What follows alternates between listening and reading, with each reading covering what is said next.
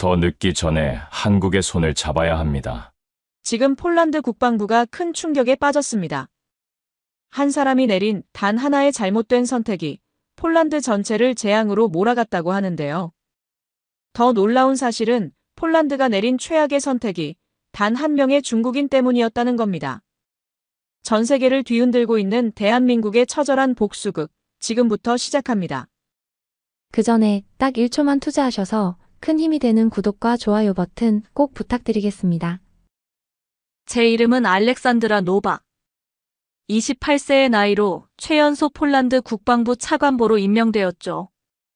최연소 여성 차관보라는 타이틀이 따라다니지만 저에게는 그저 무거운 책임감일 뿐입니다. 축하드립니다, 차관보님.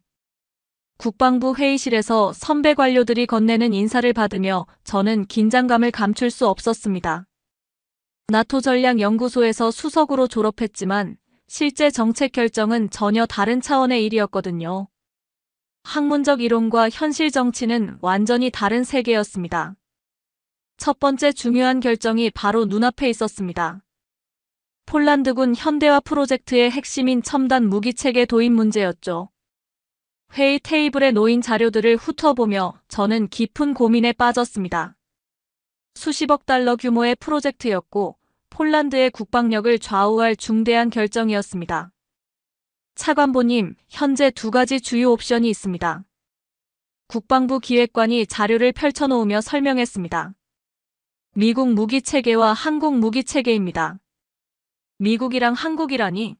저는 의외라는 표정을 지으며 물었습니다. 한국이 무기를 만든다고요? 네, 최근 들어 한국의 방산 기술이 주목받고 있습니다. 기술평가팀장이 설명했습니다. 저는 속으로 웃음이 나왔습니다. 한국이라면 강남스타일, BTS 같은 K-팝이나 하는 나라 아닌가요?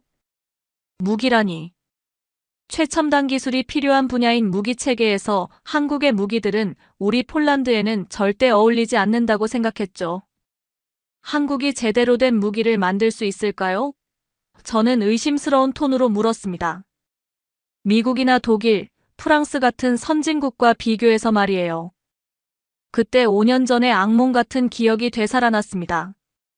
대학원 시절, 제가 6개월 동안 심혈을 기울여 준비한 동아시아 안보전략 연구 프로젝트를 중국인 동료였던 리 웨이가 몰래 훔쳐 자신의 것으로 발표했던 그 배신감 말입니다. 알렉산드라, 이 프로젝트 정말 훌륭해요. 리 웨이가 제 연구 자료를 보며 칭찬했었죠. 함께 발표하면 큰 성과를 거둘 수 있을 거예요.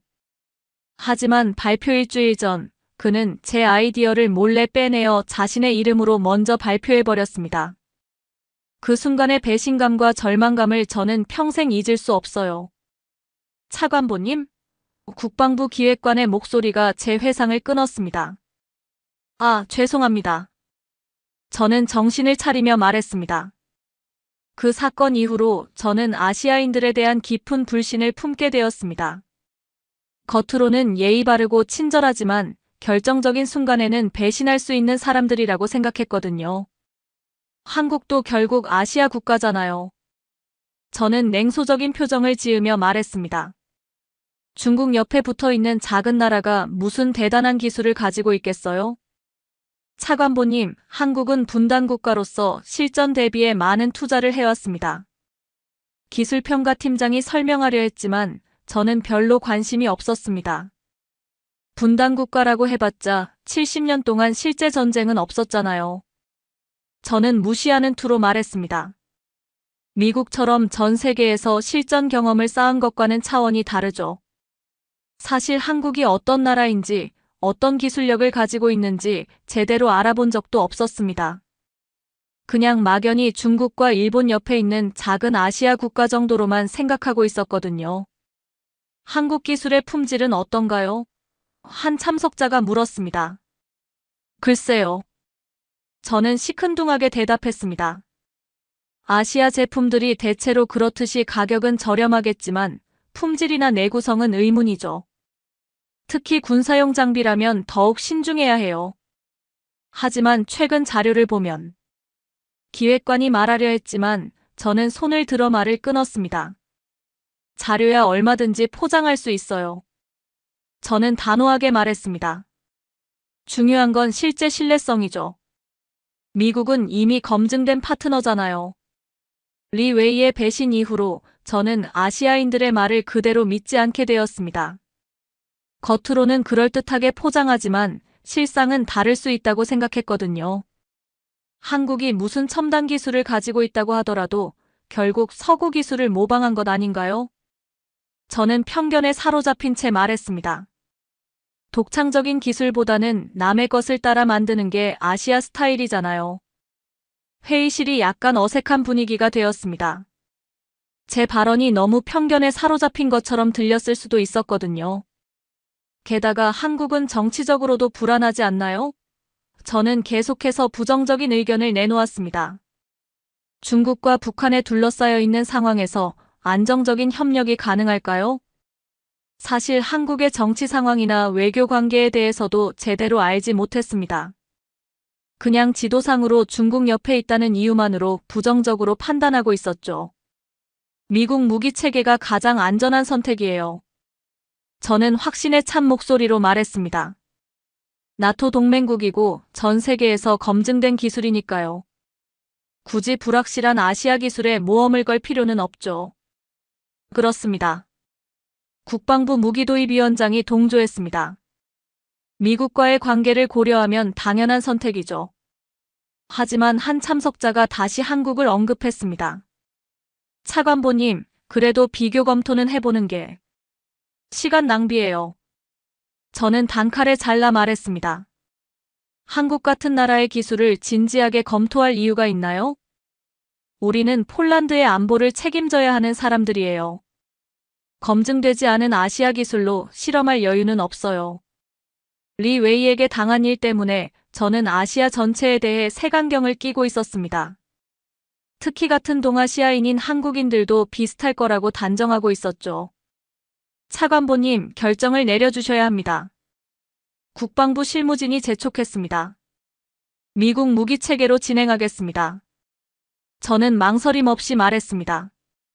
나토 동맹국으로서 당연한 선택이고 한국 같은 나라와 비교할 필요조차 없어요. 회의가 끝난 후 저는 혼자 중얼거렸습니다.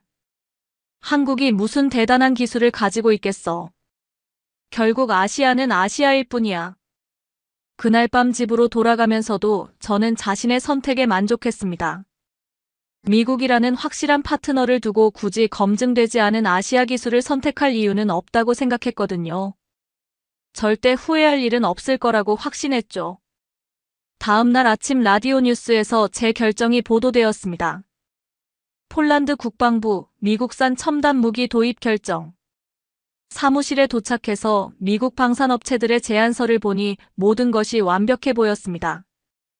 역시 미국 기술이야. 한국 같은 나라는 상대가 안 되지. 저는 자신의 선택이 얼마나 현명했는지 확신했습니다. 하지만 그때는 몰랐죠. 제 편견과 무시가 얼마나 큰 시련을 가져올지, 그리고 그 시련을 통해 얼마나 많은 것을 배우게 될지 말입니다. 미국 무기 체계 도입이 결정된 지 3개월이 지났습니다. 초기 평가 결과들이 하나둘씩 제 책상 위로 올라오기 시작했죠. 대부분 긍정적인 내용이었습니다. 차관보님, 1차 시험 결과가 나왔습니다.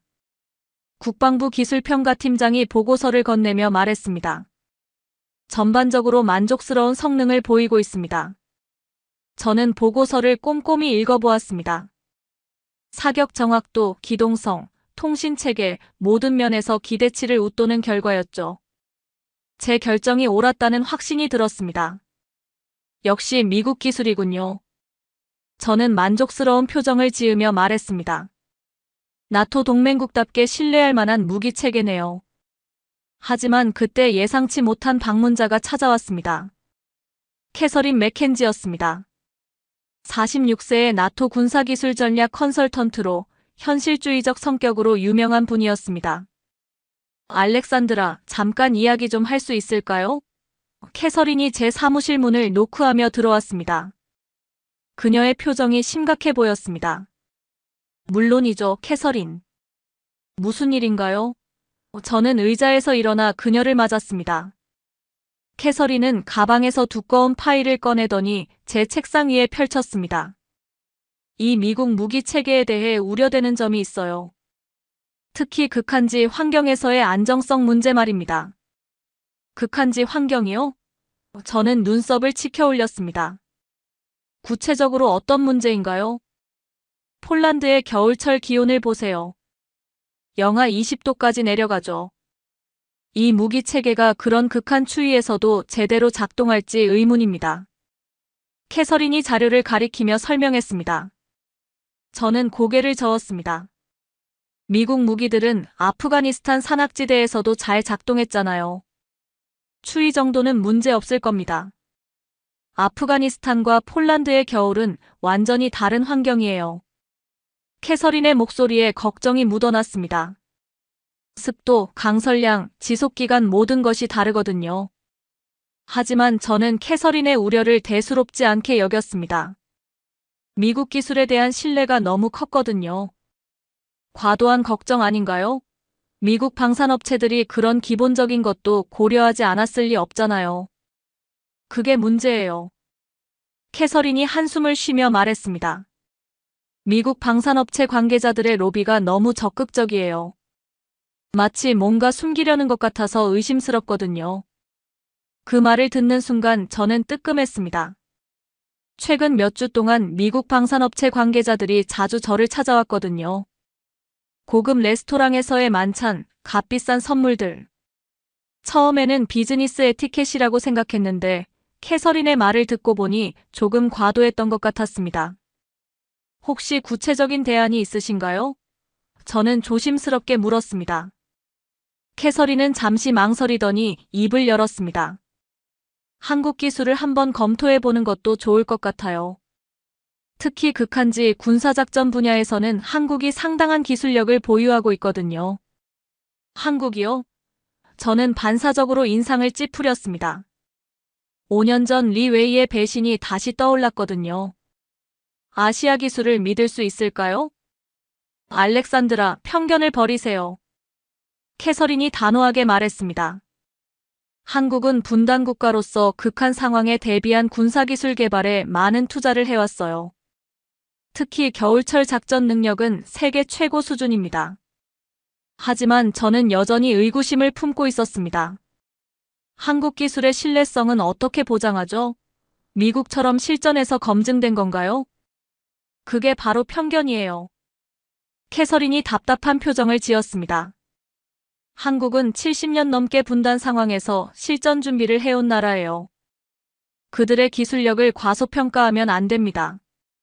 저는 자리에서 일어나 창밖을 바라보았습니다. 바르샤바의 겨울 하늘이 회색빛으로 물들어 있었죠. 캐서린의 말이 일리는 있었지만 여전히 마음 한편에서는 한국의 기술은 믿음이 가지 않았습니다. 시간을 좀 더 주세요. 저는 캐서린을 돌아보며 말했습니다.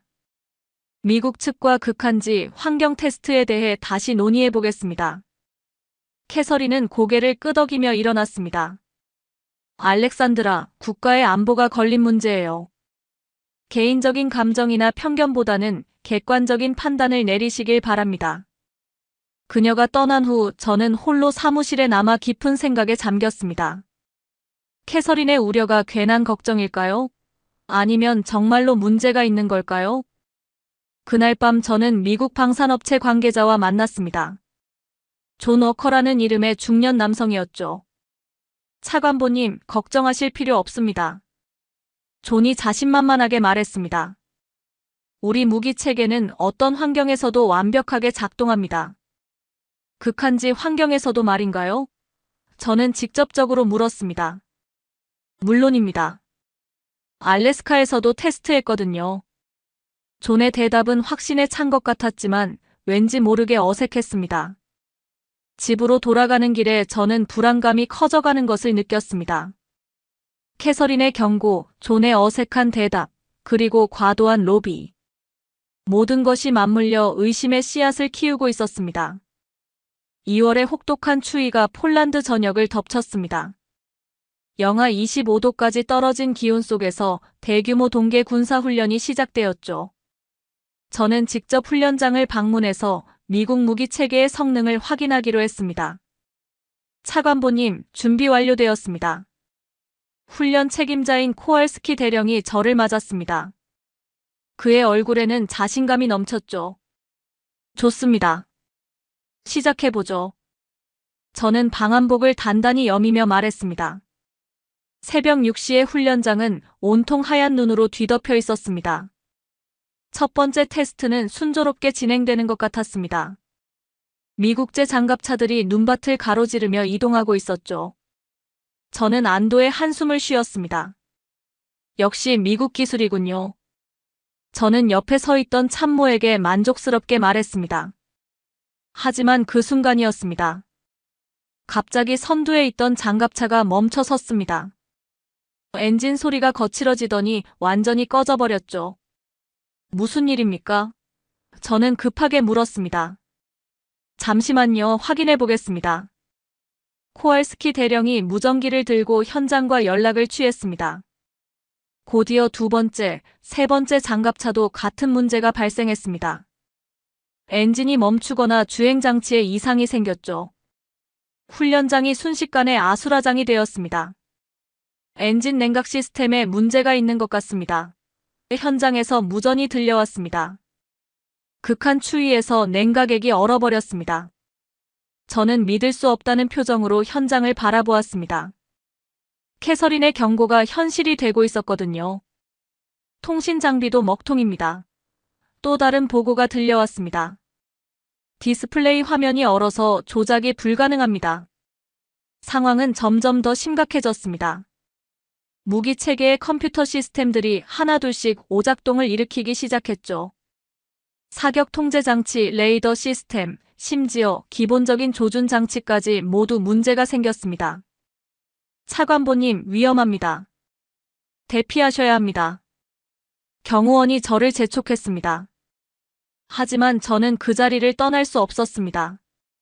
제가 내린 결정의 결과를 직접 봐야 했거든요. 그때 가장 충격적인 일이 벌어졌습니다. 오작동을 일으킨 무기 체계 중 하나에서 예기치 않게 포탄이 발사된 것입니다. 다행히 사람이 없는 곳으로 날아갔지만 폭발음이 훈련장 전체를 울렸죠. 부상자 발생.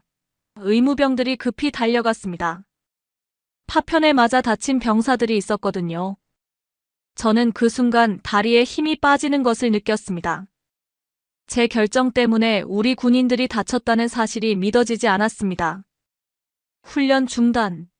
코왈스키 대령이 긴급 명령을 내렸습니다. 모든 장비 가동 중지하고 안전지대로 후퇴. 현장은 완전한 혼돈 상태였습니다. 고장난 장비들, 부상당한 병사들, 그리고 당황한 훈련병들. 모든 것이 제 눈앞에서 벌어지고 있었습니다. 차관보님, 정말 대피하셔야 합니다. 참모가 다시 한번 재촉했습니다. 저는 비틀거리는 걸음으로 지휘소로 향했습니다. 머릿속이 하얘졌죠. 어떻게 이런 일이 벌어질 수 있는 걸까요? 지휘소에 도착해서 저는 상황 보고를 받았습니다. 전체 장비의 70%가 오작동을 일으켰고 3명의 병사가 부상을 당했습니다. 다행히 생명에는 지장이 없었지만 제 마음은 무너져 내렸습니다. 어떻게 된 겁니까? 저는 떨리는 목소리로 물었습니다. 극한 추위에 대한 대비가 부족했던 것 같습니다. 기술 장교가 조심스럽게 대답했습니다. 냉각 시스템, 전자장비, 유압 시스템 모두 저온에서 제대로 작동하지 않았습니다. 저는 의자에 주저앉았습니다. 캐서린의 경고를 무시한 제 자신이 원망스러웠죠. 왜 그때 더 신중하게 검토하지 않았을까요? 차관보님, 언론에서 연락이 오고 있습니다. 홍보 담당관이 급하게 들어왔습니다. 훈련장에서 일어난 사고에 대해 해명을 요구하고 있습니다. 저는 고개를 들 수 없었습니다. 제 첫 번째 중대한 결정이 이렇게 참담한 결과를 낳다니. 28세의 최연소 차관보라는 타이틀이 이제는 짐처럼 느껴졌습니다. 부상자들 치료는 어떻게 되고 있나요? 저는 간신히 입을 열었습니다. 의무대에서 응급처치를 마쳤고 중상자는 바르샤바 군병원으로 후송했습니다.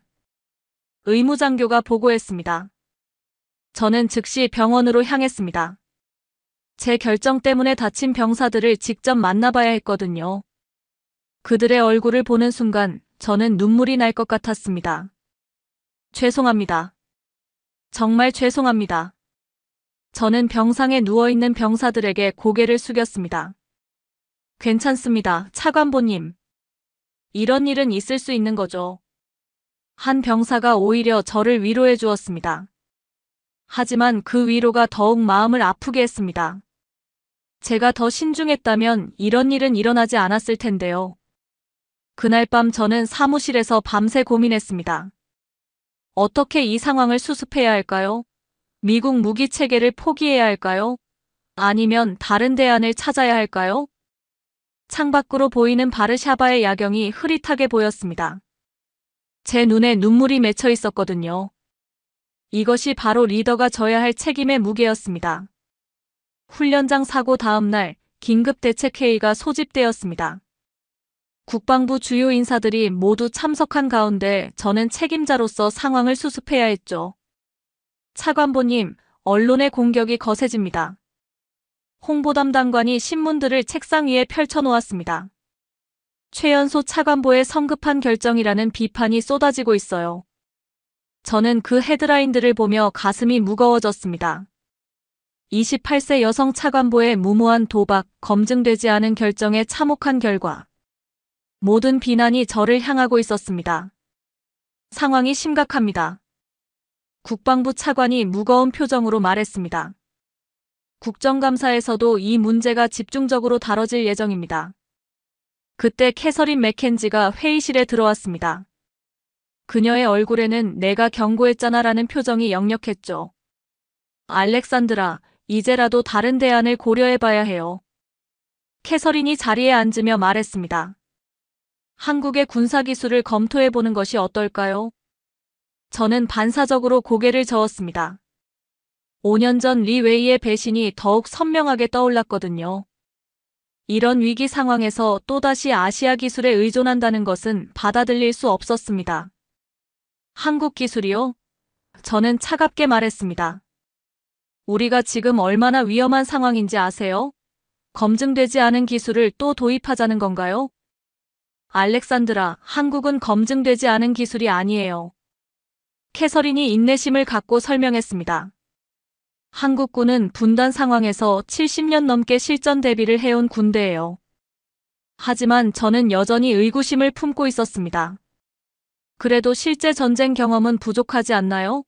미국처럼 전 세계에서 실전을 경험한 것과는 다르죠. 그게 바로 편견이라고요. 캐서린의 목소리에 답답함이 묻어났습니다. 한국은 세계에서 가장 긴장된 분단선에서 24시간 실전 대비를 하고 있어요. 특히 극한지 작전 능력은 세계 최고 수준입니다.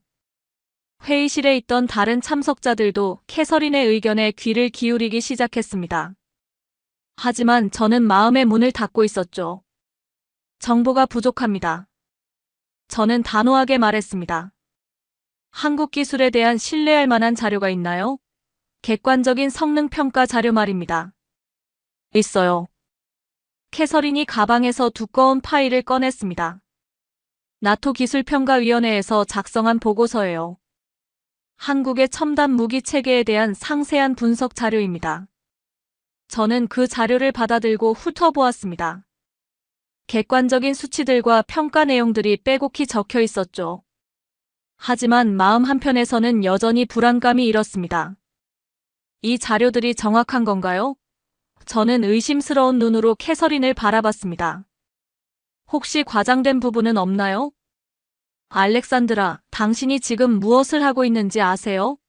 캐서린의 목소리가 높아졌습니다. 객관적인 사실보다 개인적인 편견을 우선시하고 있어요.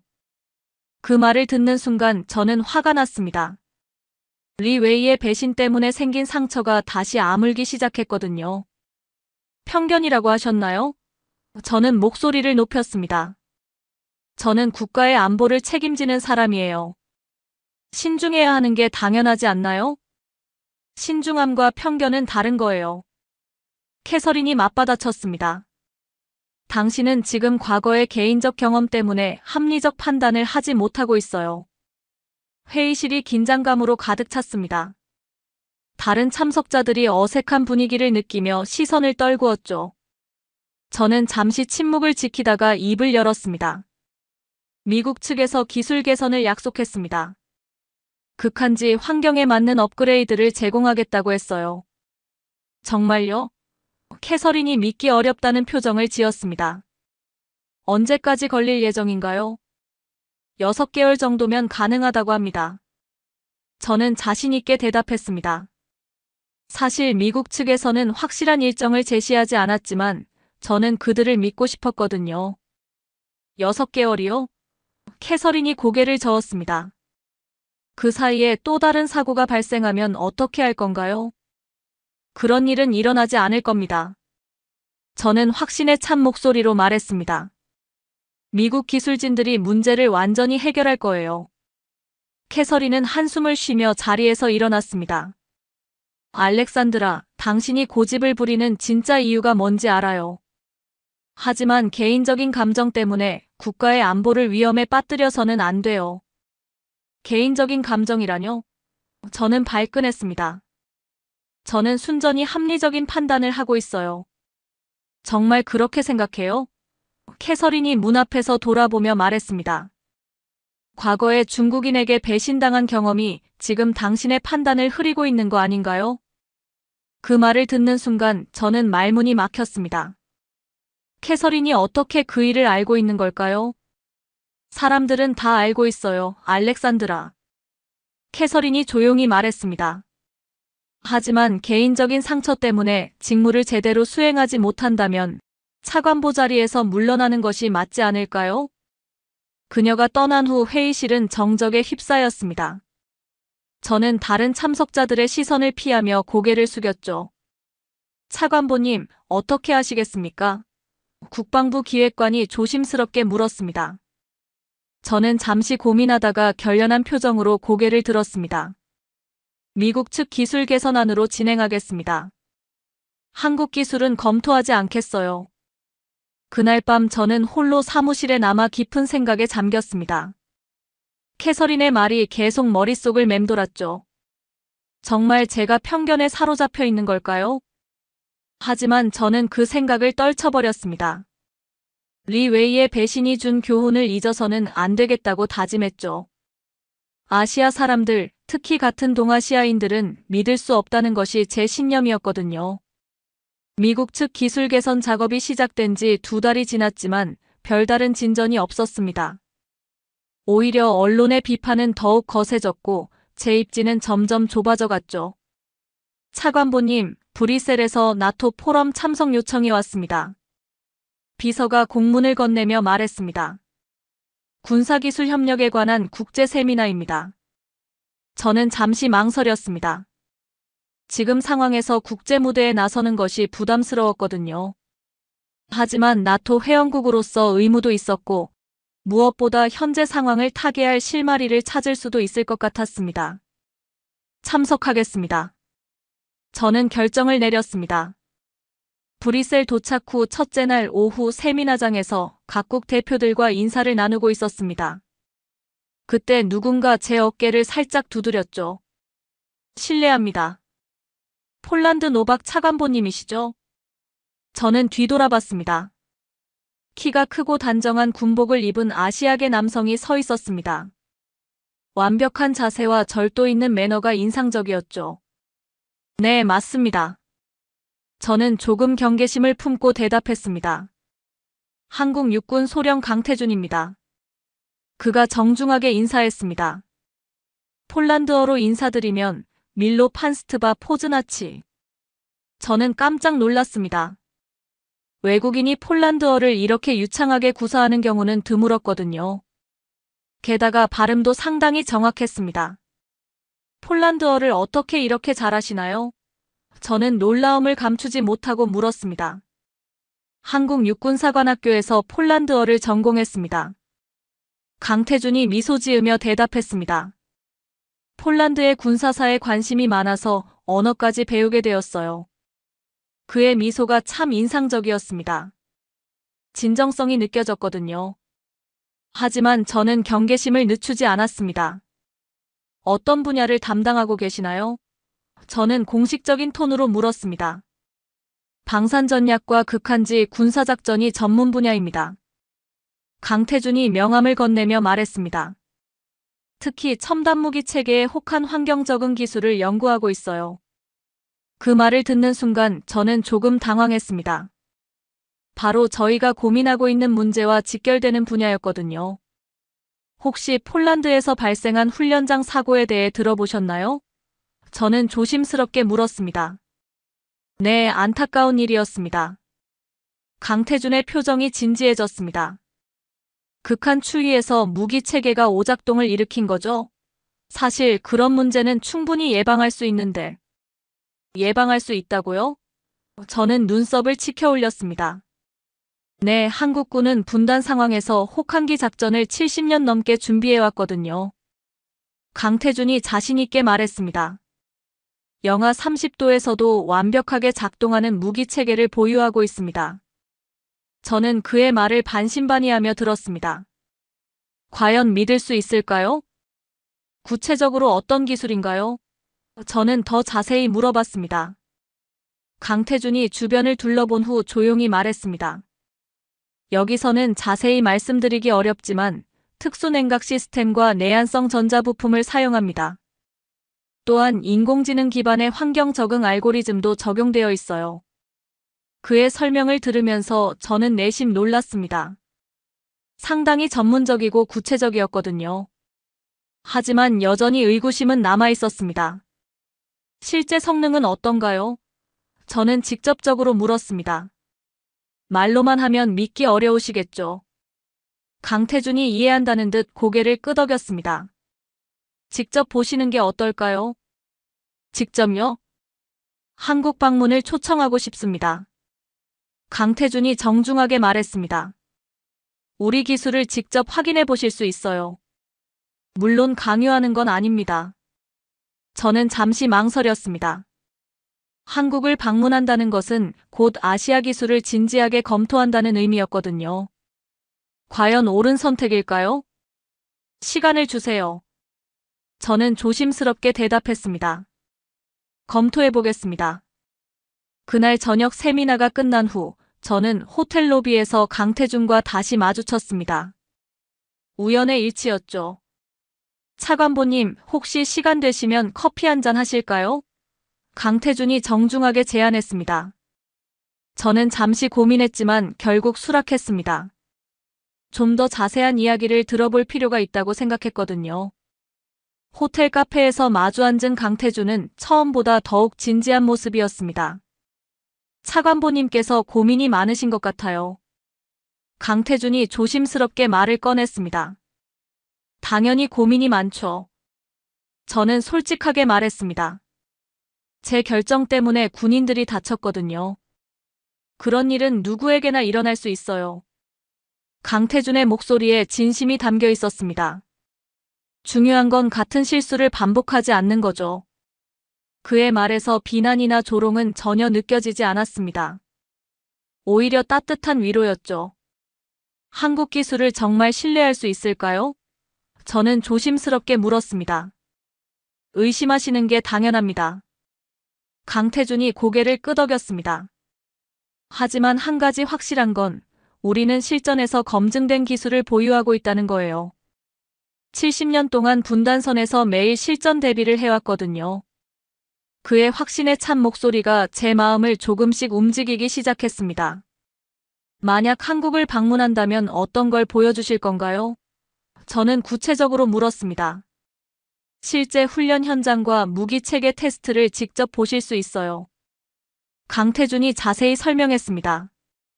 특히 혹한기 훈련장에서 영하 30도 환경에서의 실전 시연을 보여드릴 수 있습니다. 저는 점점 더 관심이 생기기 시작했습니다. 하지만 여전히 마음 한편에서는 리 웨이의 배신이 떠올랐죠. 시간이 얼마나 걸릴까요? 저는 마지막으로 물었습니다. 일주일 정도면 충분할 것 같아요. 강태준이 답했습니다. 그날 밤 호텔방에서 저는 깊은 고민에 빠졌습니다. 한국 방문을 결정해야 할까요? 아니면 계속 미국 기술만 고집해야 할까요? 창밖으로 보이는 브뤼셀의 야경을 바라보며 저는 중대한 기로에 서 있다는 것을 느꼈습니다. 브뤼셀에서 돌아온 후 일주일 동안 저는 계속 고민했습니다. 강태준 소령의 제안이 머릿속에서 떠나지 않았거든요. 미국 측 기술 개선은 여전히 지지부진했고 언론의 압박은 날로 심해지고 있었습니다. 차관보님, 결정을 내리셔야 합니다. 비서가 강태준 소령에게서 온 공식 초청장을 건네며 말했습니다. 한국 측에서 답변을 기다리고 있습니다. 저는 초청장을 받아들고 다시 한번 내용을 확인했습니다. 한국 육군 종합훈련장 견학, 첨단 무기체계 시연, 극한지, 작전 능력 검증. 모든 것이 구체적으로 명시되어 있었죠. 캐서린 맥켄지 컨설턴트에게 연락해보세요. 저는 비서에게 말했습니다. 의견을 듣고 싶습니다. 30분 후 캐서린이 제 사무실에 왔습니다. 그녀의 표정에는 드디어 정신을 차렸구나라는 기색이 역력했죠. 한국 방문을 고려 중이에요. 저는 솔직하게 말했습니다. 현명한 선택이네요. 캐서린이 만족스러운 표정을 지었습니다. 강태준 소령을 만났나 봐요? 네, 브뤼셀에서 만났어요. 저는 조심스럽게 대답했습니다.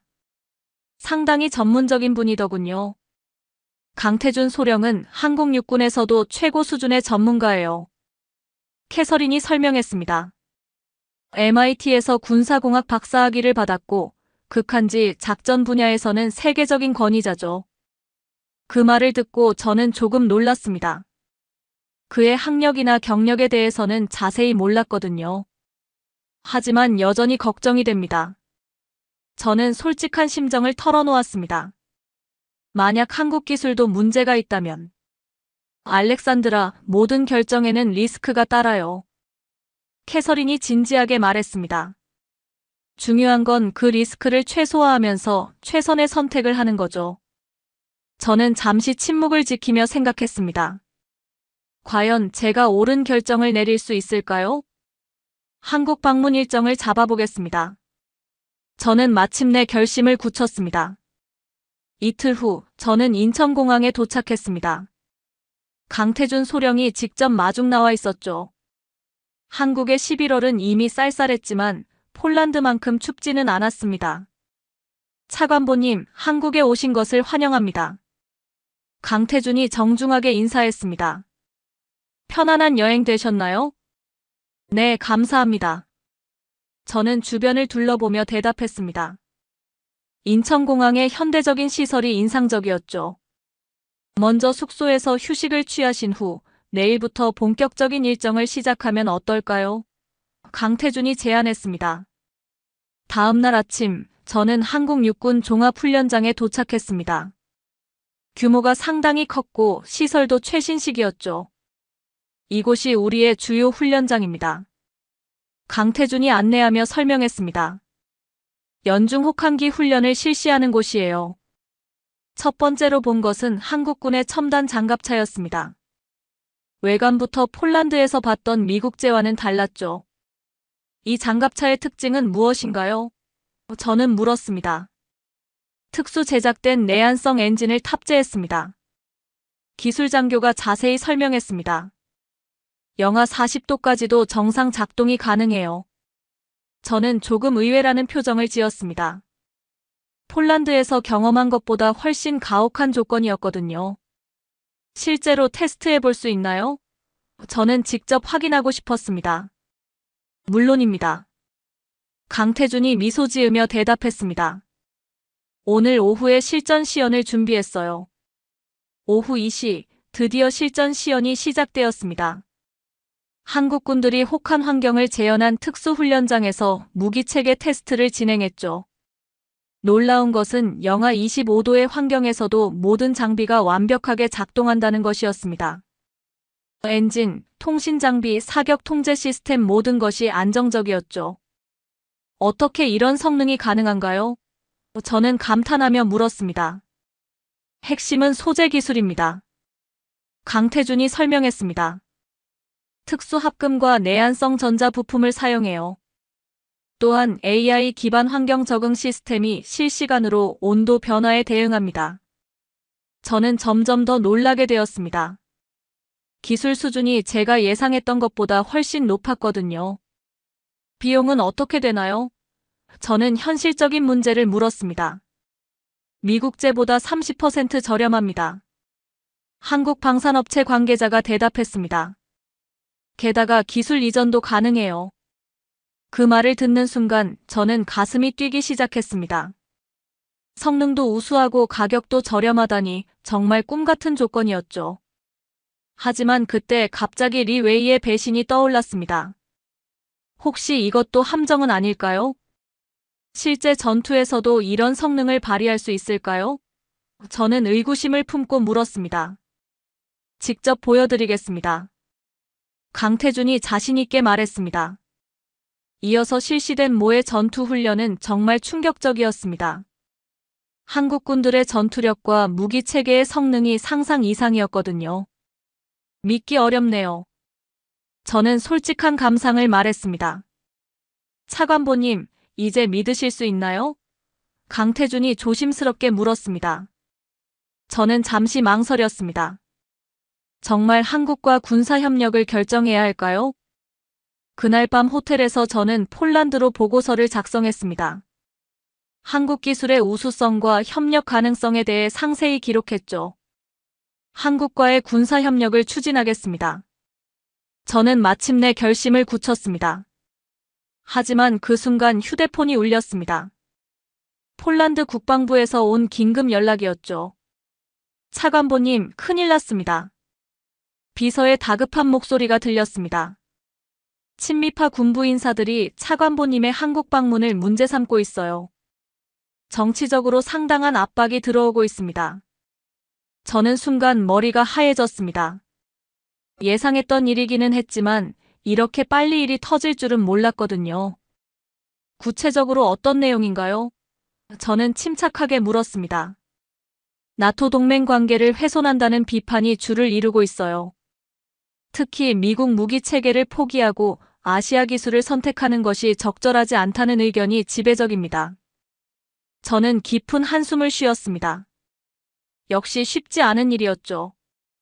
폴란드로 돌아온 저는 거센 정치적 압박에 직면했습니다. 친미파 군부 인사들의 반발이 예상보다 훨씬 거셌거든요. 차관보님, 국정감사에서 집중 공격을 받을 예정입니다. 참모가 걱정스러운 표정으로 보고했습니다. 한국 방문 자체가 문제가 되고 있어요. 무엇이 문제라는 겁니까? 저는 당당하게 반박했습니다. 국가 안보를 위한 최선의 선택을 찾으려는 노력인데요. 하지만 압박은 계속되었습니다. 언론에서도 나토 동맹 관계 훼손 검증되지 않은 아시아 기술 맹신이라는 비판이 쏟아졌죠. 그때 강태준 소령에게서 연락이 왔습니다. 차관보님, 상황이 어려우시다고 들었어요. 확실한 증명이 필요하시다면 실전 테스트를 제안하고 싶습니다. 실전 테스트요? 폴란드 육군 제후기가벼단 일부를 한국식 첨단 기술로 현대화해서 실제 혹한 훈련에서 테스트해보는 겁니다. 강태준의 목소리에 확신이 담겨 있었습니다. 저는 잠시 망설였습니다. 이미 한 번 실패한 경험이 있었거든요. 하지만 이번에는 달랐습니다. 한국 기술을 직접 확인했으니까요. 좋습니다. 진행해보죠. 저는 결심을 굳혔습니다.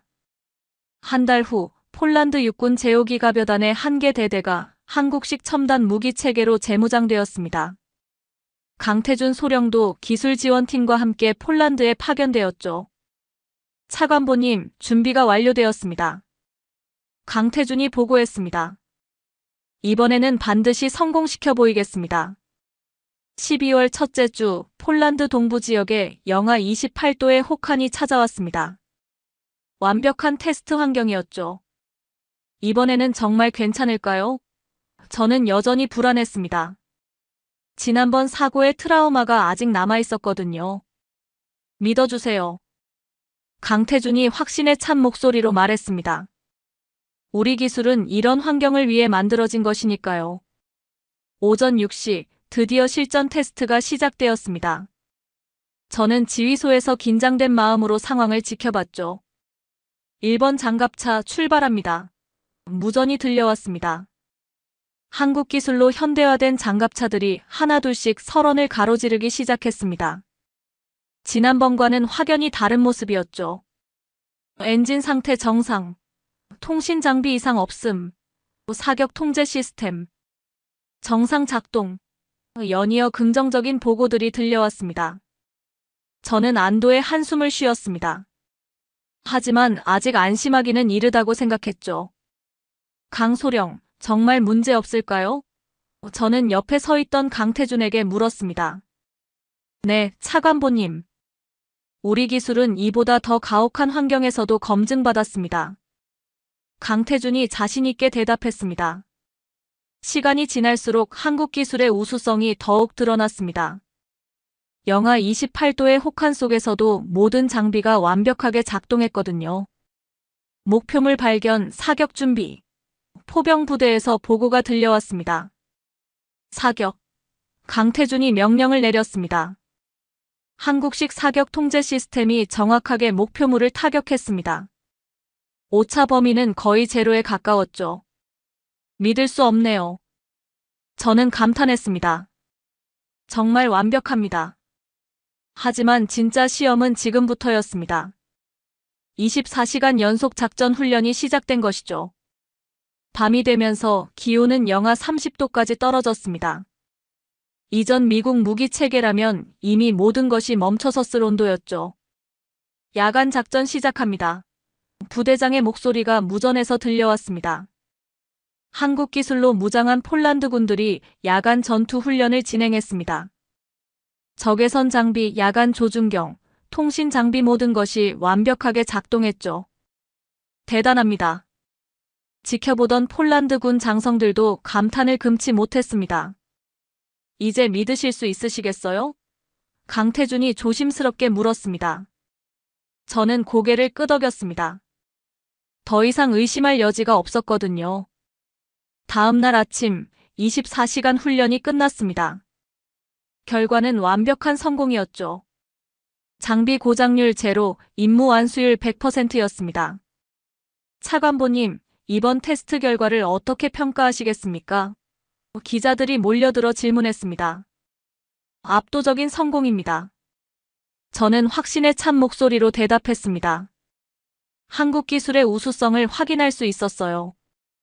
그날 오후 폴란드 국방부에서 긴급회의가 소집되었습니다. 이번 테스트 결과 때문이었죠. 차관보님의 선택이 옳았습니다. 이전에 반대했던 군부 인사들도 태도를 바꿨습니다. 한국과의 협력을 추진해야겠어요. 여론도 완전히 반전되었습니다. 28세 여성 차관보에 해안 새로운 군사강국과의 파트너십이라는 찬사가 쏟아졌죠. 강소령님께 감사드려야겠어요. 저는 강태준을 찾아갔습니다. 차관보님이 용기 있는 결정을 내려주셨기 때문입니다. 강태준이 겸손하게 말했습니다. 그날 밤 환송회에서 폴란드군 장병들이 강태준에게 뜨거운 박수를 보냈습니다. 그의 전략적 지휘와 기술력에 모든 사람들이 감탄했거든요. 강소령은 진정한 리더입니다. 폴란드 육군 사령관이 말했습니다. 그의 지휘를 받으며 많은 것을 배웠어요. 저는 그 모습을 보며 마음이 뿌듯했습니다. 처음으로 아시아인에 대한 편견을 완전히 버릴 수 있었거든요. 차관보님, 이제 본격적인 협력 관계를 시작할 수 있겠네요. 강태준이 저에게 말했습니다. 네, 폴란드의 미래를 함께 만들어가죠. 저는 활짝 웃으며 대답했습니다. 그날 밤 저는 처음으로 편안한 잠을 잘 수 있었습니다. 마침내 올바른 선택을 했다는 확신이 들었거든요. 한국과의 실전 테스트 성공 이후 폴란드 정부의 분위기는 완전히 바뀌었습니다. 대통령까지 나서서 한국과의 군사협력을 적극 지지한다고 발표했죠. 차관보님, 청와대에서 정식 협력 제안이 왔습니다. 비서가 공문을 건네며 말했습니다. 폴란드군 전면 현대화 프로젝트에 대한 구체적인 계획서입니다. 저는 그 문서를 받아들고 꼼꼼히 살펴봤습니다. 규모가 상당했죠. 총 50억 달러 규모의 대형 프로젝트였습니다. 이 정도 규모라면 폴란드군이 완전히 새로워지겠군요. 저는 감탄하며 말했습니다. 며칠 후 강태준 소령이 다시 폴란드를 방문했습니다. 이번에는 한국방산업체 대표단과 함께였죠. 차관보님, 뵙게 되어 반갑습니다. 강태준이 정중하게 인사했습니다. 이번에는 본격적인 협력 논의를 위해 왔습니다. 저도 기다리고 있었어요. 저는 활짝 웃으며 대답했습니다. 이제는 그에 대한 신뢰가 확고했거든요. 협상 테이블에서 한국 측은 놀라운 조건을 제시했습니다. 기술 이전은 물론이고 폴란드 내 생산기지 설립까지 포함된 패키지였죠. 정말 이런 조건이 가능한가요? 저는 믿기 어렵다는 표정으로 물었습니다. 한국은 폴란드를 진정한 파트너로 생각합니다. 한국 방산업체 대표가 진지하게 말했습니다. 단순한 무기 판매가 아니라 상호 발전을 추구하는 협력 관계를 원해요. 그 말을 듣는 순간 저는 5년 전 리 웨이의 배신과 얼마나 다른지 실감했습니다. 진정한 신뢰 관계는 이런 것이구나 하는 생각이 들었죠. 구체적인 일정은 어떻게 되나요? 저는 세부 사항을 물었습니다. 1단계로 올해 안에 주요 무기 체계 도입을 완료하고 2단계로 내년부터 기술 이전과 현지 생산을 시작할 예정입니다. 강태준이 자세히 설명했습니다. 협상은 순조롭게 진행되었습니다. 양측 모두 진정성을 갖고 임했거든요. 특히 강태준의 전문성과 성실함이 폴란드 측 협상팀에게 깊은 인상을 남겼습니다. 강소령님과 함께 일하니까 믿음이 갑니다. 폴란드 국방부 기획관이 저에게 말했습니다. 정말 신뢰할 만한 분이에요. 저는 그 말에 깊이 공감했습니다. 강태준은 단순한 군인이 아니라 진정한 전문가이자 신뢰할 수 있는 파트너였거든요. 일주일 후 폴란드 의회에서 한국과의 군사협력 협정이 만장일치로 통과되었습니다. 야당에서도 반대하지 않았죠. 역사적인 순간입니다.